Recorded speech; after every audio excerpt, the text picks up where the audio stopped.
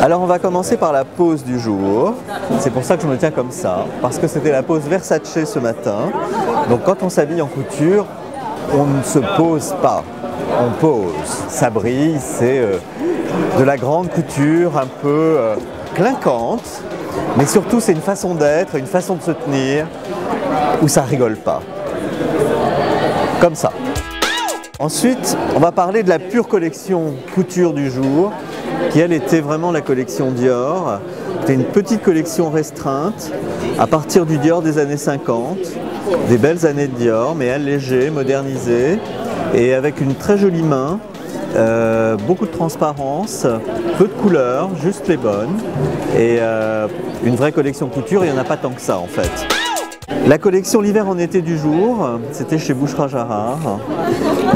C'était une collection prêt-à-porter de luxe d'hiver qu'elle présente au moment de la couture d'été. Donc on était un peu perdu comme ça au milieu des manteaux en tweed et des cols en fourrure. Mais c'est tellement bien fait, c'est tellement beau qu'on lui pardonne largement de présenter un produit un petit peu décalé au milieu de ces 3 jours de couture. La collection Vie de Château du jour, c'était la collection de Jean-Baptiste Avalli, présentée au crayon déjà, sur de la musique classique vraiment de fin de journée impeccable. On a envie d'avoir la limousine qui nous emmène dans les allées du château, et puis on se pose là dans ces robes incroyables, des robes fleurs, très brodées. Mais très juste aussi, pas surchargé, pas surbrodé. Et finalement, c'est peut-être ça la couture, c'est avant tout un mode de vie plus que des robes. Et en tout cas, c'est jamais une tendance.